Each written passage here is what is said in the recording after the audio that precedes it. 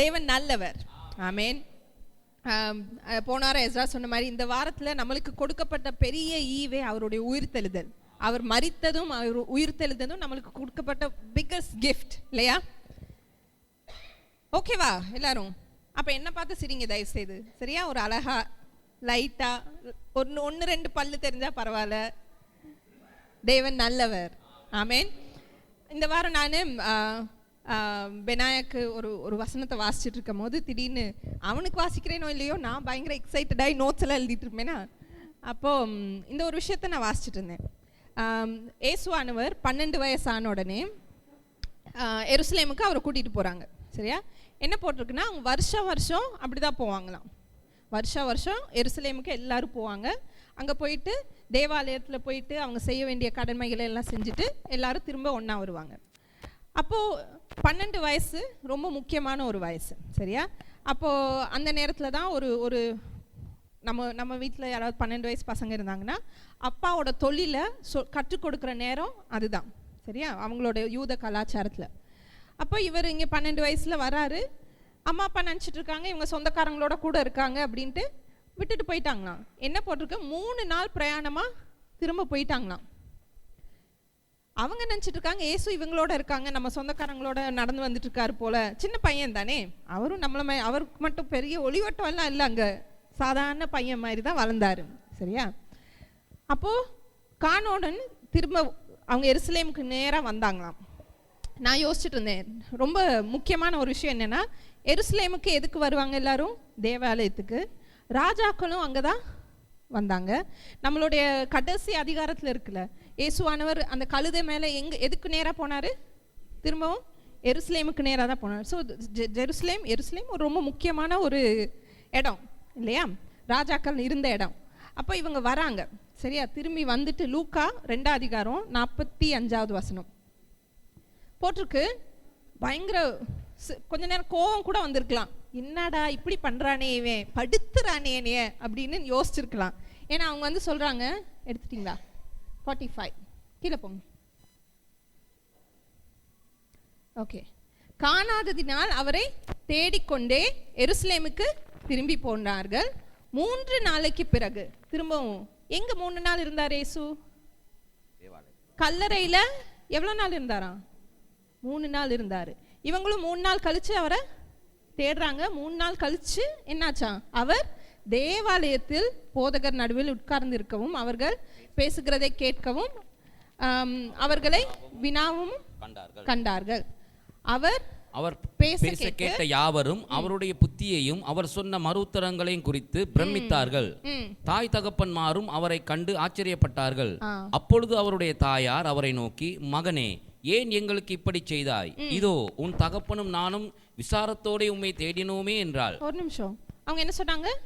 நீ ரொம்ப கஷ்டப்பட்டு நாங்க உங்களை தேடிட்டு இருந்தோம். ஏசு அவங்கள பார்த்து ஒரு வித்தியாசமான ஒரு கேள்வி கேட்கிறாரு. என்ன கேட்கிறாரு? அதற்கு அவர், நீங்கள் ஏன் என்னை தேடினீர்கள்? நீங்கள் ஏன் என்னை தேடினீர்கள்? நீங்க இங்க உட்கார்ந்துருக்க எல்லாருமே பல பிரச்சனைகள்ல பல கஷ்டங்களை இயேசுவை தேடி வந்திருக்கீங்க. இயேசு உங்களை பார்த்து கேட்கிறாரு, நீங்க என்னை எதுக்கு தேடுறீங்க? why are you seeking me? அப்படிதான் போட்டிருக்கு. why are you looking for me இல்ல, why are you seeking me? அது வந்து இன்னும் ஆழமான ஒரு விஷயம். லுக்கிங்னா சரி தேடிட்டு பார்த்துட்டு இருக்கோம் அப்படின்னு. சீக்கிங்னா உண்மையா முழு உள்ளத்தோடு நாங்கள் உன்னை தேடிட்டு இருந்தோம். அப்போ இதை யோசிச்சுட்டு இருக்கும் போது, இப்போ நான் இயேசு யூத கலாச்சாரத்தில் வளர்ந்தனால அவருக்கு கண்டிப்பாக தன்னை பற்றி இருந்த தீர்க்க தரிசனங்கள் எல்லாமே தெரிஞ்சிருக்கும். 12 வயசுனா ஸ்கூலில் கண்டிப்பாக படித்தே ஆகணும், எல்லாமே படிச்சிருப்பார். இப்போ ஏசாயால போட்டிருக்கு 53:4-5 வசனம். ஏசாயா 53:53. இந்த வாரத்தில் நம்ம தேவர் அவருடைய மரித்ததையும் அவர் உயிர்த்தெழுதலையும் நம்ம தியானிக்கிற நேரத்தில் இதை நம்ம ஞாபகம் வச்சுக்கணும். எங்க 4 and 5 4 எதுக்காக தேடுறோம் நம்ம அவரை? மெய்யாகவே அவர் நம்முடைய பாடுகளை ஏற்றுக்கொண்டு நம்முடைய துக்கங்களை சுமந்தார். நாமும் அவர் தேவனால் அடிபட்டு வாதிக்கப்பட்டு சிறுமைப்பட்டவர் என்று எண்ணினோம். நம்முடைய மீறுதல்களின் நிமித்தம் அவர் காயப்பட்டு நம்முடைய அக்கிரமங்களின் நிமித்தம் அவர் அவருடைய நோக்கம் என்ன? இதனால தான் நான் நம்முடைய அவருடைய மீறுதல்களின் நிமித்தம் அவர் காயப்பட்டு, நம்முடைய அக்கிரமங்களின் நிமித்தம் அவர் நெருக்கப்பட்டார். நமக்கு சமாதானத்தை உண்டு பண்ணுகிற ஆக்கினை அவர் மேல் வந்தது, அவருடைய தழும்புகளால் குணமாகிறோம். ஆமென். இதுதான் நோக்கமே. சரியா? நீங்க ஏன் அவரை தேடுறீங்க? உங்க மேல விழுக வேண்டிய சாபங்கள் எல்லாம் யார் மேல விழுந்துச்சான்? அவர் மேல விழுந்துச்சான். உங்க மேல வந்து விழுக வேண்டிய வியாதிகள் எல்லாம் எங்க மேல, யார் மேல விழுந்துச்சான்? அவர் மேல விழுந்துச்சான். அவர் நொறுக்கப்பட்டாரா நீங்க நல்லா விசாலமா வாழ்றதுக்கு, அவர் அடிக்கப்பட்டாரா நீங்க காயம் இல்லாம வாழ்றதுக்கு. இதுதான் நோக்கம். இப்போ நான் உங்களை பார்த்து கேட்கிறேன், நீங்க எதுக்கு அவரை தேடுறீங்க? நல்ல கேள்வி. சரியா? நம்ம நிதானிச்சு யோசிக்க வேண்டிய ஒரு விஷயம். எப்பவுமே நான் எதுக்கு அவரை தேடுறேன், அவர்கிட்ட இருந்து நான் என்ன பெற்றுக்கொள்ள போறேன்? ஓகேவா? இந்த சிந்தனையில எழும்பி நின்று உற்சாகமா கரங்களை தட்டி உங்க போதகரை வரவேற்போம்.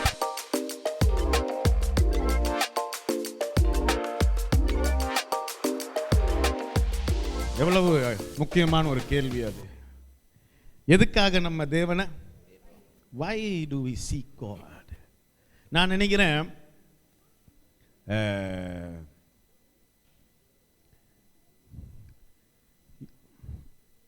இயேசு உலகத்துக்கு ஏன் வந்தாருன்ற நோக்கம் புரிஞ்சுச்சுன்னா, அவரை தேடுறது ஏன் அந்த கேள்விக்கும் பதில் வரும், அது சுலபமும் ஆகிரும். இன்னைக்கு நான் உங்கள்கிட்ட கேட்டேன்னா எவ்வளோ நேரம் போகும் தெரியல, ஒரு 3 பாயிண்ட் 4 நிறையா பாயிண்ட் இருக்கு, ஒரு 3ஆவது முடிப்போம். Now if I ask you today,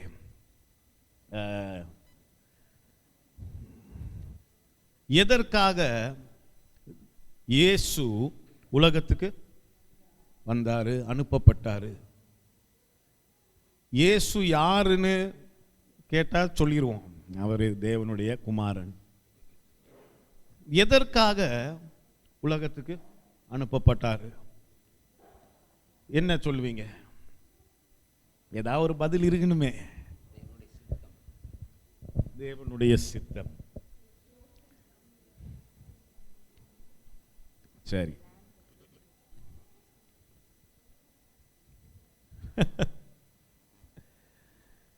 தேவன் எதற்காக, why did Jesus come to earth? The easiest answer, ரொம்ப சுலபமான பதில் என்னது? எங்களுடைய பாவத்தை மன்னிப்பதற்காக. ரொம்ப ஈஸியான சுலபமான பதில் அதுதான். எதுக்கு வந்தாரு? நம்ம பாவத்தை மன்னிக்க வந்தாரு. அதையும் தாண்டி கொஞ்சம் ஆழமா யோசிச்சோம்னா, அவர் ஏன் வந்தாரு? முதலாவது, the first point, முதலாவது நான் சொல்ல விரும்புகிற பாயிண்ட் என்னன்னா, இயேசு வந்தது, அவரு he came to reveal God. அவர் வந்தது பிதாவை நமக்கு வெளிப்படுத்தி காண்பிப்பதற்காக. என்னோட தான் இருக்கீங்களா? பாருங்க, தேவன் யாருன்னே தெரியாம போயிருக்கும், அதை நாங்க இயேசுல காணாம இருந்திருந்தோம்னா. Like God would have been such a misunderstood God. அவரை தேவன் யாருன்னே புரிஞ்சிருக்க வாய்ப்பே இல்லை. பிகாஸ் இயேசு இல்லைன்னா நம்மகிட்ட இருக்கிறதெல்லாம் பழைய ஏற்பாட்டு புத்தகங்கள், நமக்கு தேவனை முழுசா விளங்கி இருக்கவே முடியாது. பழைய ஏற்பாடுல தான் எழுதியிருக்கு, தேவன் கிருபையும் இரக்கமும் நீதிய சாந்தமும் பொறுமையும். அது எங்க எழுதியிருக்கு? பழைய ஏற்பாட்டில் தான் எழுதியிருக்கு. ஆனா பழைய ஏற்பாட்டினுடைய விஷயங்களை நாங்க படிக்கும் போது இதை நாங்க அப்படி பார்க்கிறோமா? என்னோட தான் இருக்கீங்களா? ஒரு நான் எப்போன்னு சொல்லுற எக்ஸாம்பிள் என்னது, ஒரு தீர்க்கதரிசி ஒரு நாள் அவருக்கு என்ன பிரச்சனையோ, வீட்டில் என்ன சண்டையோ, அவர் நடந்து வந்துட்டு இருக்காரு. அவரை 4 சின்ன பசங்க பார்த்து மொட்டை தலன்ட்டாங்க. இல்லை, கல்யாணம் ஆயிருக்காட்டி அப்போ வேற வீட்டில் கட்டாயம் பொண்டாட்டிட்டு தான் பிரச்சனைன்னு நான் சொல்ல, வீட்டில் வேறதான் அவருக்கு என்ன பிரச்சனையோ இல்லையா? எனக்கு அது புரிஞ்சிக்கவே முடியாது. ஏன்னா எனக்கு இன்னும் நிறையாவே இருக்கு. அதனால அதோட இன்செக்யூரிட்டி என்னன்னு எனக்கு தெரியல. ஆனா அவரை பார்த்து மொட்டை தலன் ஒரு நாள் குட்டி பசங்க சொன்னதுல அவர் கோபப்பட்டு ஒரு கரடியை வரவழைச்சு அந்த 4 பேரையும் தீர்த்துட்டு போயிட்டாரு. Story like that. எனக்கு அதை வாசிக்கும் போது ஐ ஸ்டில் டோன்ட் நோ அது எப்படி இன்டர்பிரேட் பண்றதுன்னு. ஆனா இயேசு வராம இருந்திருந்தா அதுதான் கடவுள்னு நாங்க நினைச்சிட்டு இருந்திருப்போம். என்னோட தான் இருக்கீங்களா? இயேசு வராம இருந்திருந்தா நம்ம தேவனை என்னவா நினைச்சிருவோம்? அந்த நம்மளுடைய இமேஜினேஷன்ல, நம்மளுடைய கற்பனையில, நம்மளுடைய எண்ணங்கள் எல்லாம் இந்த கிரேக்க கடவுள்கள்லாம் இருக்காங்க பார்த்துறீங்களா? அப்படி பயங்கரமா மசில்ஸ் எல்லாம் அப்படி 6 பேக் எல்லாம் வச்சுட்டு அப்படி நின்றுட்டு இருப்பாங்க. இல்ல நம்மளும் தேவன் அப்படிதான். ஆமா, அவர் கூப்பிட்டோன்னா வந்து அடிச்சுட்டு போயிடுவாருடா. ஹலோ, என்னோட தான் இருக்கீங்களா? But Jesus comes. அவர் வந்து so beautiful. அவர் லூக்கால அவர் வந்தோடனே என்ன சொல்றாரு? where is that எங்க இருக்கு அந்த வசனம்? I have come to preach the gospel to the poor. ஒரு நிமிஷம் ரொம்ப where is that? Luke 4:18. திடீர்னு அது வரல பாருங்க. Luke 4:18. கர்த்தருடைய ஆவியானவர் என்மேல் இருக்கிறார். இயேசு வந்தோன அவர் என்ன சொல்றாரு? கர்த்தருடைய ஆவியானவர் என்மேல் இருக்கிறார். ஆவியானவர் என்மேல் இருக்கிறார். எதுக்கு இருக்கிறாரா? தரித்திரருக்கு சுவிசேஷத்தை பிரசங்கிக்கும்படி என்னை அபிஷேகம் பண்ணினார். பாருங்க, அந்த கதையை வச்சு பார்க்கும்போது தேவனுக்கு இந்த சின்ன குழந்தைங்க எல்லாம் ஒரு கணக்கே இல்லைன்ற மாதிரி நமக்கு இருந்திருக்கும். ஆனா இயேசு வந்து அவர் தன்னை அனௌன்ஸ் பண்றாரு. நான் வந்திருக்கேன். ஏன் வந்திருக்கீங்க? I have come for the marginalised. நான் எதுக்கு வந்திருக்கேன்னா இந்த தாழ்த்தப்பட்ட தள்ளப்பட்டவர்களுக்காக தான் நான் வந்தேன் அப்படின்றத தெளிவா ஒரு தேவனுடைய இருதயத்தை இங்க காட்டுறாரு பாருங்க. என்னத்துக்கு? தரித்திரருக்கு சுவிசேஷத்தை பிரசங்கிக்கும்படி என்னை அபிஷேகம் பண்ணினார். இருதயம் நறுங்குண்டவர்களை குணமாக்கவும், சிறுமைப்பட்டவர்களுக்கு விடுதலையும். சிறுமைப்பட்டவர்களுக்காக, சிறைப்பட்டவர்களுக்கு விடுதலையும். இவங்க எல்லாருமே சிறுமை, அந்த தாழ்த்தப்பட்ட ஒரு, பாத்தீங்களா, இதயத்துல they don't have healing, they broken. சுகம் இல்ல, கையில பணம் இல்ல, கஷ்டம், வியாதியோட இருக்கிறாங்க. யாருக்காக வந்தாராம் பாருங்க. தேவனை பத்தி நமக்கு இது விளங்கி இருக்காது.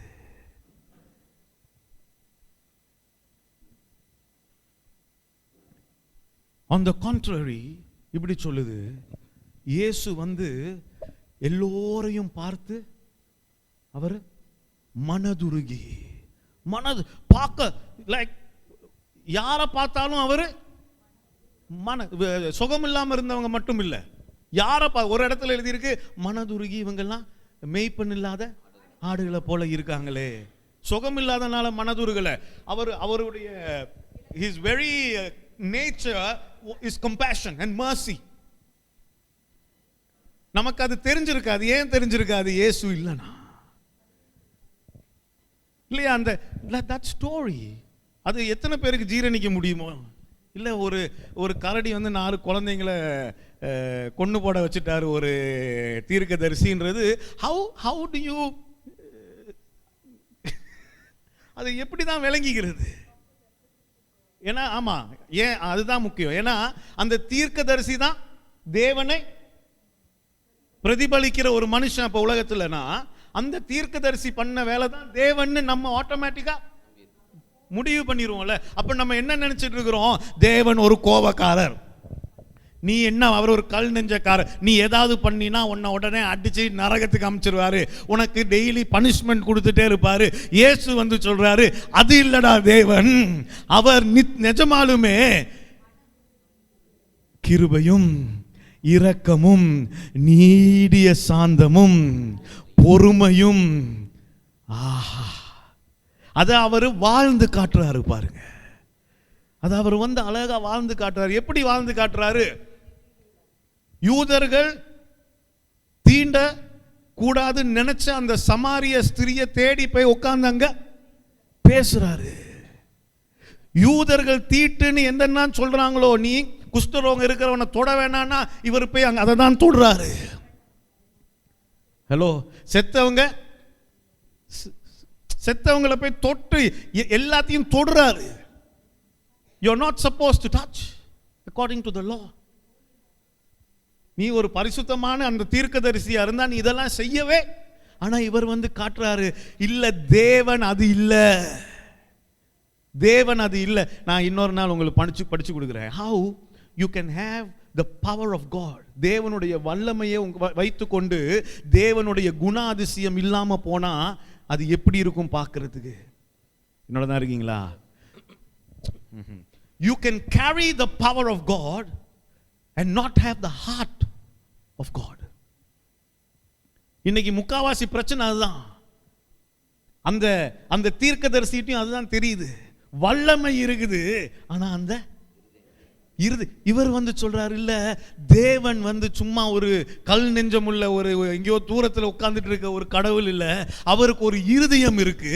அது எப்படிப்பட்ட இருதயம்? It is full of compassion.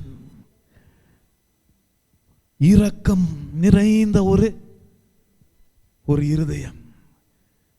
இரக்கம் நிறைந்த ஒரு இருதயம். என்னோடதான் இருக்கீங்களா?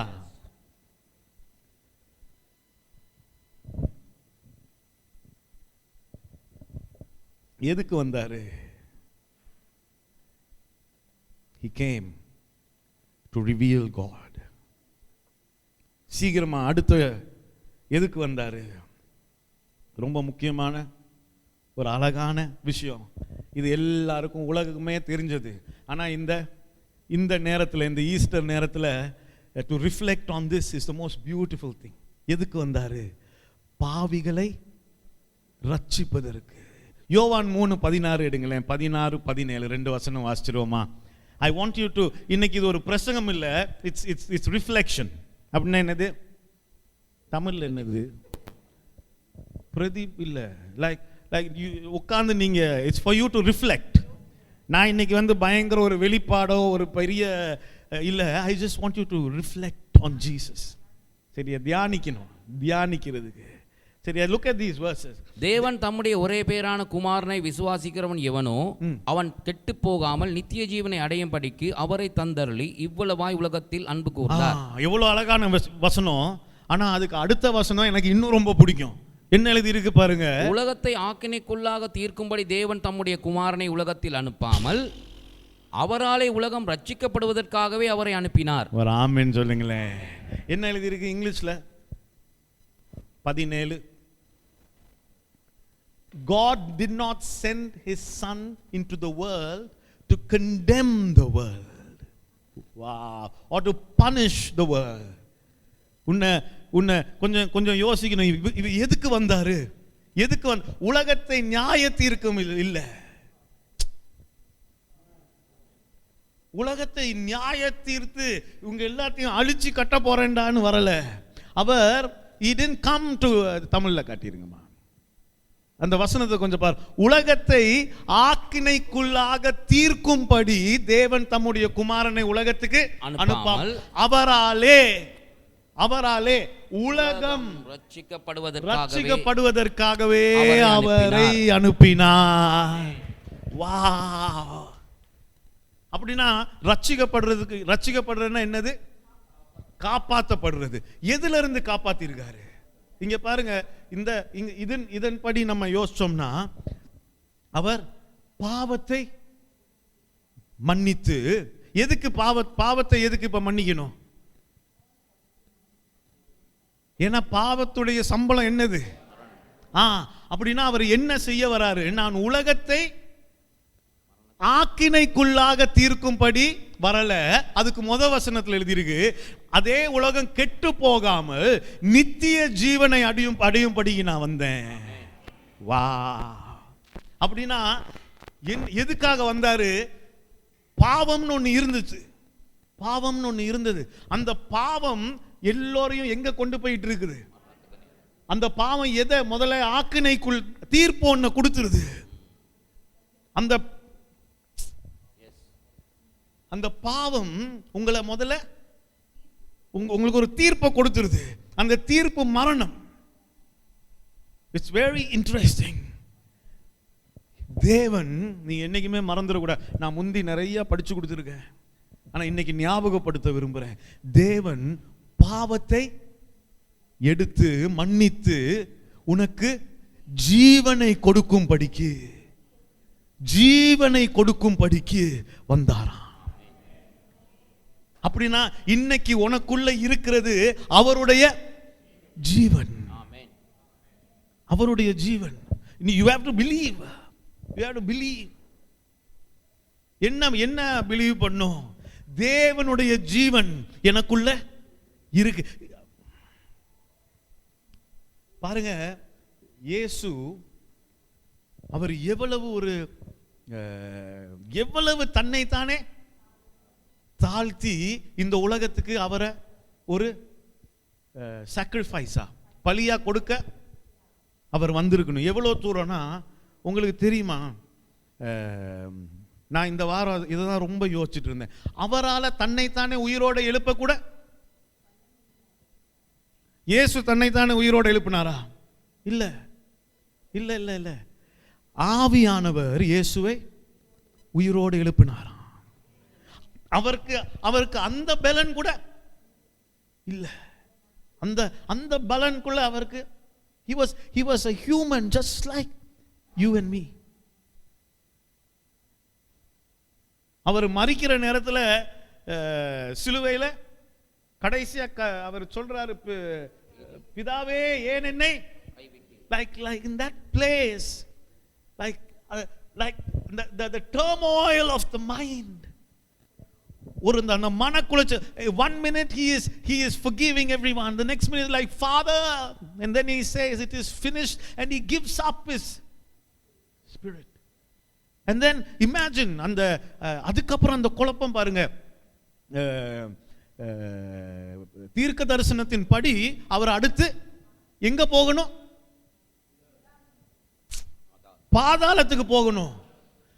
ஜீவன் அற்ற ஒரு மனிதனா தான் பாதாளத்துக்கு போறாரு. உங்களுக்கு விளங்கணும், அந்த நரகத்துக்குள்ள யாரா தான் இருந்தாரு?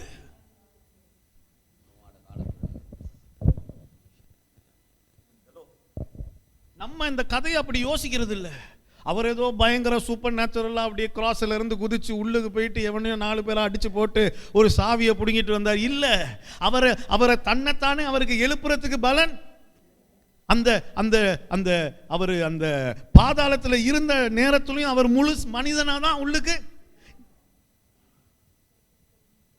ஆனா அவருடைய கீழ்ப்படிதல் உங்களுக்கும் எனக்கும் ஜீவனை பெற்று தந்திருக்கு. அப்புறம் எழுதி இருக்கு, அவரை உயிரோடு எழுப்பின அதே ஆவியானவர் இன்னைக்கு உனக்குள்ளேயும் வாசம் பண்ணிட்டு இருக்கிறாரா? You didn't get a different spirit. இல்ல, இயேசுவை உயிரோடு எழுப்பின அதே ஆவியானவர் இன்னைக்கு உனக்குள்ள, அதே ஜீவன் இன்னைக்கு உனக்குள்ள. ஆமென்.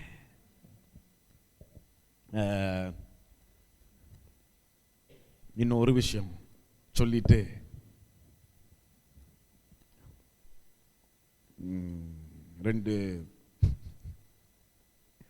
ஒன்று இல்லைனா 2, இந்த மூன்றாவது ஞாபகம் வச்சுக்கோங்க. The next most important thing, இயேசு உலகத்துக்கு வந்தது எதுக்கு? பிசாசினுடைய கிரியைகளை அழிப்பதற்காக. இன்னைக்கு வசனத்துல அவர் அழிப்பதுன்னா என்னது? மொத்தமா எல்லாத்தையும் இல்லாம பண்ணிட்டாருன்னு சொல்லல. உங்களுக்கும் எனக்கும் ஒரு வழியை காட்டியிருக்காரு. வந்து இப்படி இதெல்லாம் ஃபார் எக்ஸாம்பிள் 1 பேதுரு 1 Peter 5:5 என்ன எழுதியிருக்கு? தேவன் பெருமை உள்ளவனை எதிர்க்கிறார், தாழ்மை உள்ளவனை அப்படின்னு கடைசியில் சொல்லிட்டு என்ன சொல்லியிருக்கு? உனக்கு ஒரு எதிரி இருக்கான், அவன் கர்ச்சிக்கிற சிங்கத்தை போல சுத்திட்டு இருக்கிறான். ஆனா இப்ப நான் உனக்கு செஞ்ச விஷயத்துல நீ சார்ந்து இருக்கும் போது அவனுக்கு உன் மேல வல்லமை இல்லை அப்படின்னு உலகத்துல அவனுக்கு இருந்த வல்லமையை அவர் இல்லாம பண்ணிட்டாரு. பாருங்க, என்னோட தான் இருக்கீங்களா? எழுதியிருக்கு, அவர் சிலுவையில் அறையப்படுற நேரத்தில்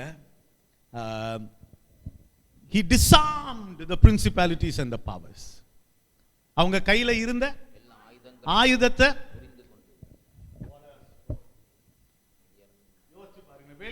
வெளியரங்கமான போராட்டம் பிசாசு கையில இருந்த he disarmed the principalities, he disarmed the powers so that you, நானும் நீங்களும் இந்த உலகத்துல வெற்றி உள்ள ஒரு வாழ்க்கையை வாழணும்ன்றதுக்காக தான். ஒரு நிமிஷம் யோசிச்சு பாருங்க. Why do I struggle?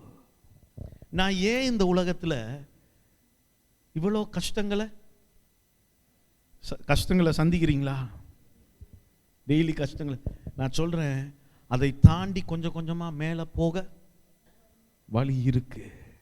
அந்த வழியை அவர் சரி பண்ணியும் கொடுத்திருக்கிறாரு. அந்த வழியில நீங்க நடக்க பழகிட்டா போதும். ஆமென். Jesus came. இயேசு வந்தாரு. வந்து பிசாசினுடைய எல்லா ஆயுதங்களை, பிசாசு மூலமாக வர அழிவை, பிசாசு கிட்ட இருந்து அவன் பண்ணக்கூடிய எல்லா அட்டகாசத்தையும் உடைச்சு அவனுடைய வல்லமையை உருவி போட்டாரு. அவருடைய சீஷர்கள் ஒரு நாள் அவர் ஊழியத்துக்கு அனுப்பி வச்சோன்னே திரும்பி வராங்க. திரும்பி வரும்போது அவங்க வந்து சொல்றாங்க, உங்க பேரை சொன்னா பிசாசெல்லாம் கீழ்ப்படியுது.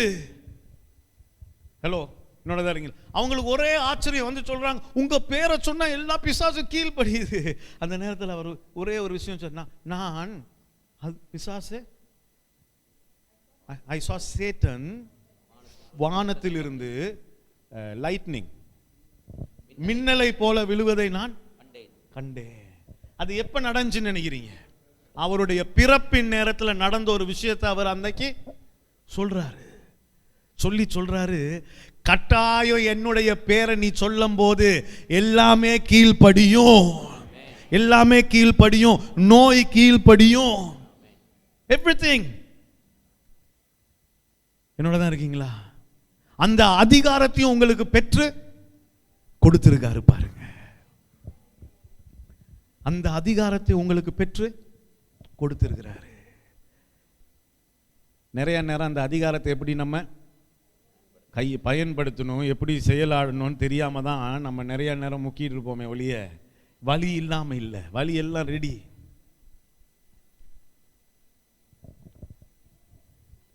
என்னோட தான் இருக்கீங்களா?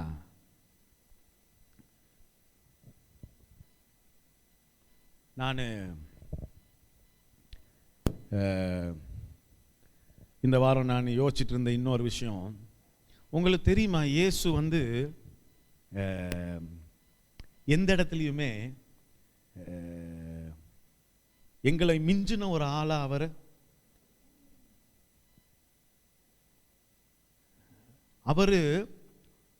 நம்ம போலவே ஒரு மனிதனா வாழாம இருந்திருந்தா அவர் நம்ம ஏமாத்திட்டாருன்னு அர்த்தம். Think about it. அவருக்கு வந்து எக்ஸ்ட்ரா விசுவாசம் இருந்திருந்தா இல்ல, அவர் வந்து நம்மை போலவே எழுதியிருக்கு, எல்லாவற்றிலும் சோதிக்கப்பட்டு நம்மை போலவே எல்லாவற்றிலும். அப்படின்னா என்ன அர்த்தம்? நீங்க எதுல எல்லாம் சோதிக்கப்பட்டிருக்கீங்க? சும்மா யோசிச்சு பாருங்களேன். அந்த எல்லா விஷயத்திலையும் அவரும் சோதிக்கப்பட்டு ஒரு மனிதனாக வித் ஹியூமன் இமோஷன். இந்த பாத்திரம் நீங்க கூடுமானால், எனக்கு நாளைக்கு என்னுடைய மரணத்தை நினைச்சா எனக்கு பயமா இருக்கு. இந்த பாத்திரம் நீங்க கூடுமானா நீங்க எடுத்துங்க. அது எழுதி இருக்கு, he was so stressed. He was so stressed that he started sweating blood. அவருடைய வேர்வை இரத்தமாக வெளியே வர தொடங்குச்சு. ஏன்? அவர் சூப்பர் ஹியூமனா வாழ்ந்துட்டு போல, அவர் வந்து பயங்கர இல்ல, உங்களை மாதிரியே இந்த உலகத்துல வாழ்ந்தாரு, உங்களை மாதிரியே. ஆனா அவருக்கு விளங்கின நிறைய விஷயங்கள் நமக்கும் இன்னைக்கு விளங்கிருச்சுன்னா, நான் ஒரு மனிதனா இருந்து தேவனுடைய வல்லமை எனக்குள்ள இருக்கலாம், தேவனுடைய ஆவியானவர் எனக்குள்ள இருக்கலாம். ஹலோ, தேவன் எனக்கு கொடுத்திருக்க அதிகாரத்தை நான் செயல்படுத்தலாம். எனக்கு முன்னாடி இல்லை, எல்லாமே எனக்கு பின்னாடி தான் நிற்கணும்னு புரிஞ்சு வாழலாம். இயேசுவை குறித்து நீங்க இந்த வாரம் தியானிச்சிட்டு இருக்க நேரங்கள்ல இதை நீங்க ரொம்ப முக்கியமா தியானிக்கணும். He was 100% man on earth. 100% ஒரு மனிதனா இந்த உலகத்துல இருந்தாராம். ஆமென். அவருக்கு என்னெல்லாம் கொடுக்கப்பட்டிருக்கோ அது எல்லாமே உங்களுக்கும் கொடுக்கப்பட்டிருக்கு. அவருக்கு கொடுக்கப்பட, அவருக்கு வேற எக்ஸ்ட்ராவா வேற எதுவும் கொடுத்து வைக்கல இல்ல. So you can never say, ஒரு காலமும் நம்ம சொல்ல முடியாது என்னது, நான் மட்டும் இயேசு மாதிரி இருந்திருந்தேன்னா இல்ல, உன்னை போலவே தான் அவர். Was just like you, a human just like you, tempted just like you. எல்லா விதத்திலையும் சோதிக்கப்பட்டார் உன்னை போலவே. இந்த உலகத்துல உன்னை போல தான் வாழ்ந்தார், உன்னை மாதிரியே தான் இருந்தாரு. அவருக்கு பசிச்சிச்சு, ஆனா அவருடைய பசியை அவரு வேற விஷயங்கள்ல தீர்த்தி செஞ்சு. ஒரு தெரியுமா, அந்த சமாரிய வுமன் அந்த மனுஷியோட உட்கார்ந்து இருக்கும்போது இவங்கெல்லாம் சாப்பாடு வாங்கிட்டு வராங்க. அவர் சொல்றாரு, இல்லை எனக்கு இப்ப பசி இல்லை, ஏன், என் பசி தீந்துருச்சு. அவர் காட்டுறாரு, நீ உன்னுடைய பர்பஸ்ல நீ முழுமையா நடக்கும் போது, உன் நோக்கத்துல நீ முழுமையா இருக்கும்போது இதெல்லாம் சாதாரண விஷயம். ஒரு மனிதனாக எல்லாமே வாழ்ந்து காட்டினாரு.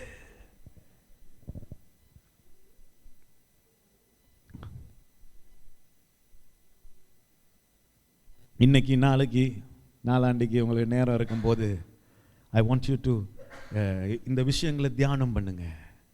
சரியா? முழு வருஷமும் நான் இதெல்லாம் தியானம் பண்ணிட்டு இருந்தால் எவ்வளவு நல்லது. ஆனால் யாரும் பண்ண மாட்டோம்ல. அதனால் இந்த 2 நாளாவது போய் உட்காந்து தியானம் பண்ணுங்க. Like what is Easter, what is this resurrection. நான் கடைசியாக ஒரு விஷயம் சொல்லிட்டு முடிச்சிடுறேன். இயேசு வந்தாரு நம்ம காட்டுறதுக்கு, நீ மனுஷனாவே இருந்தாலும் இயற்கைக்கு அப்பாற்பட்ட ஒரு வாழ்க்கை ஒன்று இருக்கு அப்படின்னு காட்ட வந்தாரு. எத்தனை பேருக்கு விளங்குது நான் சொல்றது? இயற்கைக்கு அப்பாற்பட்ட ஒரு வாழ்க்கை. there is a supernatural life waiting to be lived. உங்களுக்கு அது வேணும்னு நீங்க நினைச்சீங்கன்னா அதை அவர் ரொம்ப அழகா வந்து காட்டினாரு பாருங்க. எல்லோரையும் சுகப்படுத்தினாராம். அவருடைய கதை தொடங்கினதுல இருந்து எல்லாமே அதனால தான் எழுதியிருக்கு, the message of the cross, இந்த சிலுவையின் சுவிசேஷம் கேட்கிறவனுக்கு அது பைத்தியத்தனமா இருக்குதான். அது ஏன்னா இயற்கைக்கு அப்பாற்பட்ட ஒரு வாழ்க்கையா இருக்குது. அது it is not a natural life that he showed you and me. நான் வெறும் ஒரு மனுஷன், அதனால நான் இப்படி இல்லை, நான் மனுஷன் தான். ஆனா ஒரு மனுஷன் இயற்கைக்கு அப்பாற்பட்ட ஒரு முறையில வாழ முடியும்னு காட்டினாரு.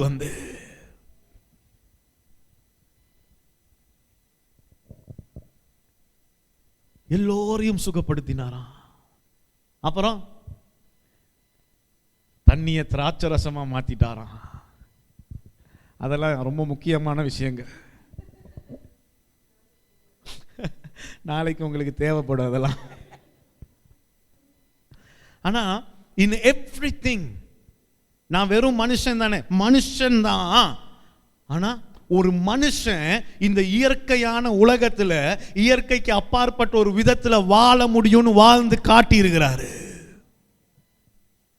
அந்த வாழ்க்கையை உங்களாலும் வாழ முடியும்.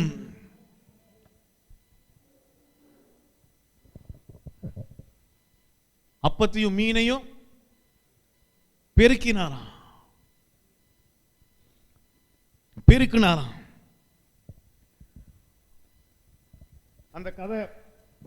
அந்த கதையை வாசிச்சிருக்கீங்கல்ல. ஒரு முழு இரவும் ஜெபிச்சுட்டு இருந்தாராம். ஜெபிச்சுட்டு அப்படியே மலையில இறங்கி வந்து அப்படியே கடல்ல நடக்க தொடங்கிட்டாராம்.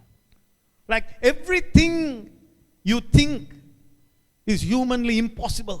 என்னாலாம் ஒரு சாதாரண மனிதனால முடியாது அப்படின்னு நீங்க நினைக்கிறீங்களோ, அது எல்லாத்தையும் உடைச்சு, இல்ல வேற ஒரு வழி இருக்கு, அந்த வழியின் நிமித்தம் நம்ம வாழ முடியும்னு காட்டினாராம். அதனால அவருடைய மனித தன்மையை பார்க்கிறோம்ல, அதே நேரத்தில் ஒரு மனுஷனா அவர் எப்படி இயற்கைக்கு அப்பாற்பட்ட ஒரு வாழ்க்கையை வாழ்ந்தாருன்னு நம்ம பார்க்கணும். என்னோட தான் இருக்கீங்களா? அவருக்கு ரொம்ப ஈஸி. டாக்ஸ் கட்டணுமா, போய் பாரு, ஒரு மீன் வரும், அந்த மீனுடைய வாயை துற உள்ள, என்ன சார் கதை இதெல்லாம், அப்படிதானே தோணுது கேட்கும்போது. இதெல்லாம் நிஜமாலுமே நான் நிறைய முறை வாசிட்டு இதெல்லாம் நம்புறதுக்கு, just to have faith for those stories is so difficult. அவர் உலகத்துக்கு வந்த விதத்திலிருந்து அவர் வாழ்ந்த விதம் எல்லாமே நம்புறதுக்கே தான் இருக்கீங்களா? ஆனா அப்படி ஒரு வாழ்க்கை இருக்குன்னு காட்டுறாரு பாருங்க. அப்படி ஒரு வாழ்க்கையை இங்க நிறைய பேர் நாங்க உணர்ந்தோம், வாழ்ந்தும் இருக்கிறோம். இல்ல, எங்களுக்கும் நடந்திருக்கா இல்லையா? எத்தனை முறை நடந்திருக்கு, எவ்வளவு அற்புதங்களை பார்த்திருக்கோம். ஆனா ஸ்டாண்ட் ஃபர்ம், அதுல ஊண்டி நிலைச்சு நில்லுங்க. நான் வெறும் மனுஷன், எனக்கு இப்படி தான் அடிபட்டுட்டே இருக்கும். இல்ல, நீ வெறும் மனுஷனா இருந்துட்டு போ. ஆனா உனக்கு தான் இன்னொரு இயற்கைக்கு அப்பாற்பட்ட ஒரு வாழ்க்கை இருக்குன்னு வாழ்ந்து காட்டிட்டு போயிருக்காரு. அதனாலதான் பவுல் சொல்றாரு, எல்லாமே எங்களுடைய காலுக்கு கீழே பார்க்க முடியாட்டியும், இல்லையா, எல்லாமே காலுக்கு கீழே வந்துருச்சா? எல்லாமே இல்ல. யோசிச்சு தான் பவுல் சொல்றாரு, சில நேரம் எல்லாமே எங்களுடைய காலுக்கு கீழே இருக்க மாதிரி விளங்காட்டியும் நாங்க இயேசுவை பார்க்கிறோம். அவர் ஏற்கனவே வாழ்ந்து காட்டிட்டாரு, நாங்க இயேசுவை பார்க்கிறோம். அதுல இருந்து எங்களுக்கு தெரியுது, எங்கனாலையும் முடியும், உங்கனால முடியும், உங்கனாலையும் முடியும். I think the biggest takeaway இயேசுனுடைய வாழ்க்கையிலிருந்து நாங்க ரொம்ப முக்கியமா கற்றுக்க வேண்டியது, ஒரு மனிதனா இயற்கைக்கு அப்பாற்பட்ட ஒரு வாழ்க்கையை வாழ முடியும். ஆமென். ஹலோ, என்ன இன்னைக்கு உங்களுடைய கஷ்டம்? ஒரு நிமிஷம் யோசிச்சு பாருங்க. வேலையா, பிசினஸா, பணமா, படிப்பா, whatever it is, அதை நீங்க நேச்சுரலாகவும் செய்யலாம், அவர் மூலமாக அதை சூப்பர் நேச்சுரலாகவும் செய்யலாம். அதை நீங்க நல்லா விளங்கிக்கணும். நீங்க நேச்சுரலாகவும் செஞ்சுட்டு போயிடலாம், ஆனா அதையே இன்னும் சுலபமா இயற்கைக்கு அப்பாற்பட்ட ஒரு முறையில் அதை செய்ய முடியும். சாத்தியம் உண்டு. என்னோட தான் இருக்கீங்களா?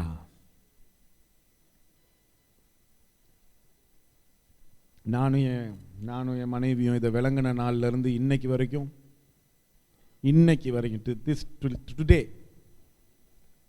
டுடே ஒவ்வொரு நாளும்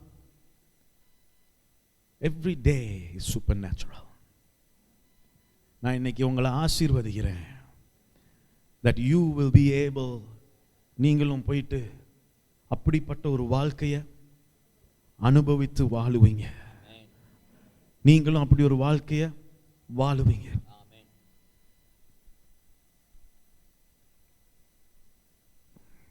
இன்னைக்கு நல்ல வேலைக்கு அவர் இன்னும் கல்லறையில் இல்லை. நாளை காலைல தான் உயிர் தெழும்பாரு, அதனால இன்னைக்கெல்லாம் கொஞ்சம் அமைதியாக இருக்கணும்னு இல்லை. அவர் உயிர் தெழுந்து ஒரு ராஜாவா இன்னைக்கு உங்களுடைய இருதயத்தின் சிங்காசனத்தில் உட்கார்ந்துட்டு இருக்கிறாரு. உங்களுடைய வாழ்க்கையை நீங்க அவருக்கு முழுமையா கொடுக்கிற நேரத்தில் இந்த வாழ்க்கையை, நான் இப்ப பேசிட்டு இருக்க அதே வாழ்க்கையை நீங்க நிச்சயமா அனுபவிப்பீங்க. ஆமென். ஜெபிப்போமா?